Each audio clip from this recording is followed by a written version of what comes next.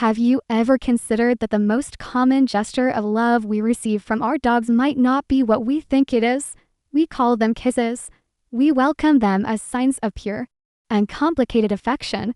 But what if that lick on the face is a message from a time long past? What if it is an echo from the wild heart that still beats within the chest of the animal sleeping at the foot of our bed?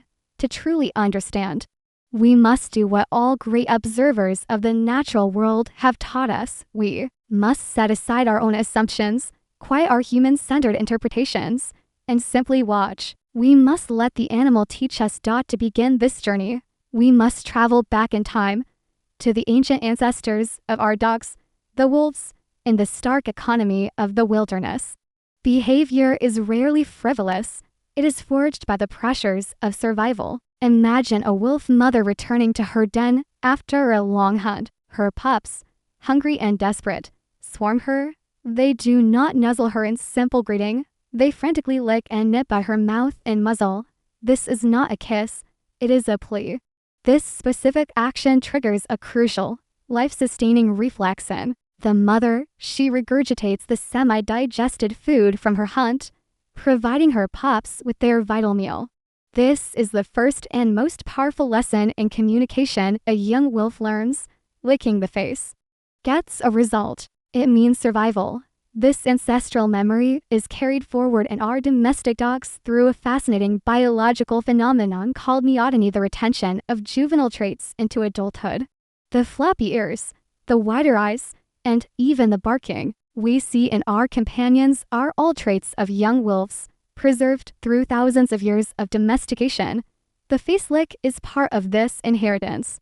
That enthusiastic greeting when you walk through the door is, without question, a sign of their bond with you, their happiness at your return. But it is also a whisper of that ancient, instinctual question, a query from the pup that still lives inside the adult dog. Welcome home. What did you bring for me? This is not to diminish the love we feel in that moment. It is to deepen it. To see the wolf in our dog is to respect the entirety of their being. It is the first step in moving from a relationship of simple affection to one of profound understanding. When we look into their eyes, we are not just seeing a pet. We are seeing a living history, a creature shaped by forces both wild and domestic. And by learning to read the history written in their every action, we begin a conversation that crosses the boundary of species, a conversation built not on what we wish they were saying, but on the beautiful, complex truth of what they are. If the ancestral lick is a question of survival, what has it become in the complex social world of our homes? Is it just one word? Or is it an entire language? The truth is, a dog's tongue is as expressive as a writer's pen, capable of composing messages of affection, respect, negotiation, and warning. To learn this language, we must again begin with the mother. The first touch a puppy feels is its mother's tongue, cleaning, comforting, and stimulating it to life. This act, called allogrooming, forges the first and most powerful association between licking and care. When our dogs lick us, they're often extending this profound gesture of belonging, grooming us as a cherished member of their pack. This social grooming is woven into the very fabric of canine society, a tool for maintaining harmony. In a group of dogs, a subordinate individual will often approach a more dominant one and lick its muzzle. This is a gesture of appeasement, a sign of respect that says, I recognize your position. I am not a threat. It is a social lubricant that diffuses tension and reinforces the stability of the pack. Our dogs offer us this same gesture. They are speaking a language of social structure, acknowledging our role as caregiver and leader in the family unit they call home. It is a quiet, beautiful display of trust. But the language of the tongue is not always so simple. Dogs are brilliant learners, and they quickly discover that licking is a powerful tool for getting what they want.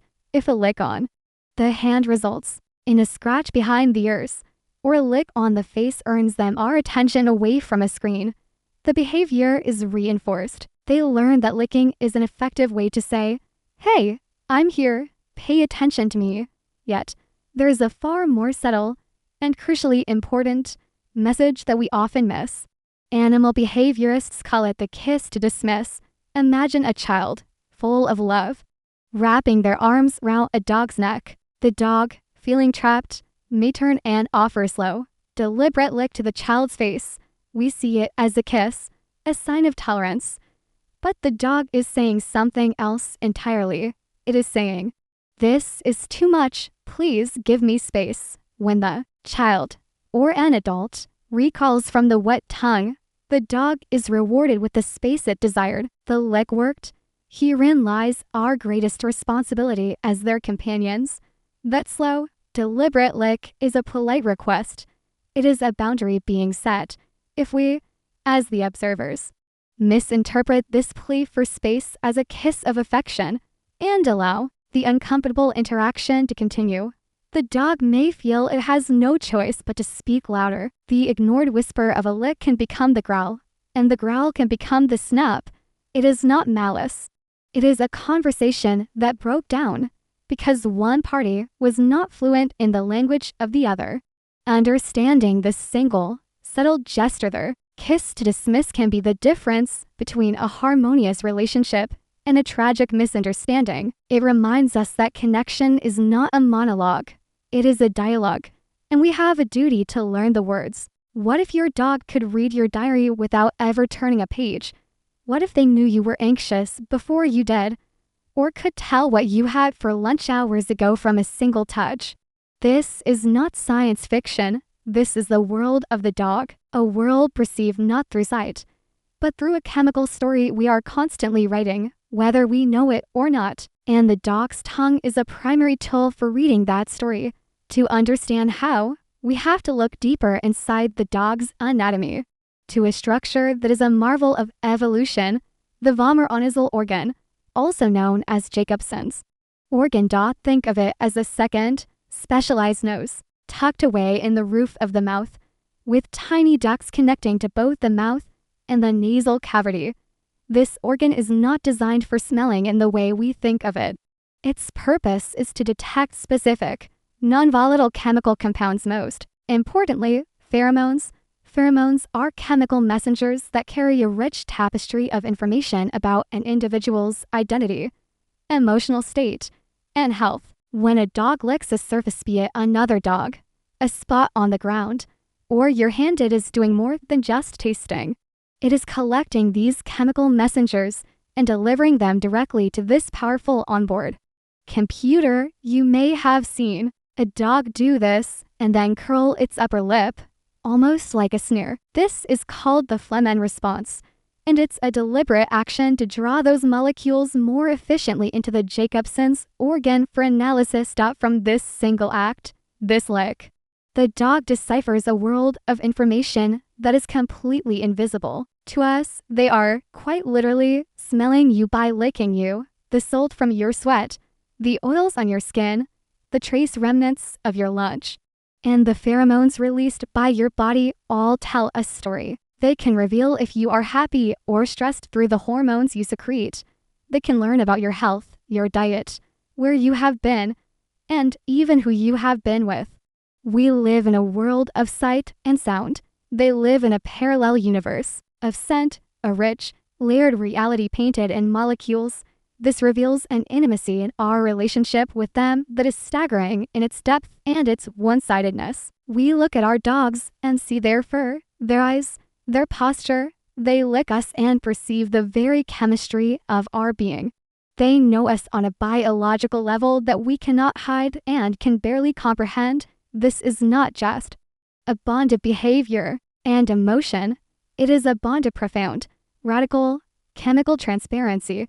And to recognize this is to be filled with a sense of wonder, a deep and humbling respect for the silent, secret knowledge of the friend by our side. What is love? We think of it as a feeling, a poem, an unquantifiable mystery of the heart.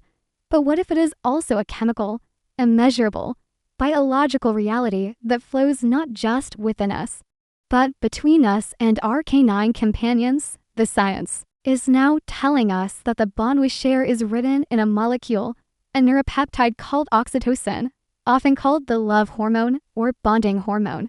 Oxytocin is the ancient architect of social connection in mammals. It is the chemical that forges the powerful, unbreakable bond between a mother and her newborn child. And remarkably, this very same system is activated when we interact with our dogs. Studies have shown, time and again, that when we engage in affiliative behaviors with our dogs, petting them, gazing into their eyes, and yes, being licked by them, oxytocin levels rise in our bodies. But here is the extraordinary part. They rise in the dog's body too. It is a shared, reciprocal, biochemical event. This creates a powerful and positive feedback loop. The interaction releases oxytocin, which makes both human and dog feel calm, safe, and connected.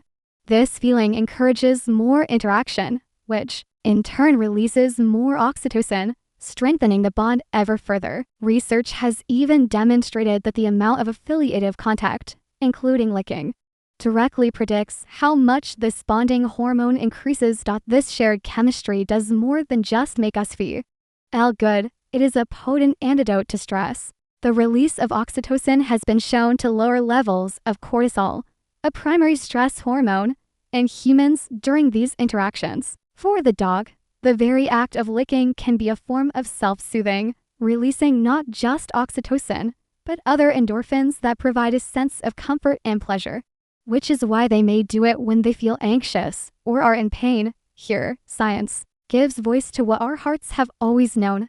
It affirms that the solace we find in the quiet presence of a dog is real. It is a biological inheritance. The relationship is not a modern invention of pet keeping. It is a deep, co-evolved adaptation.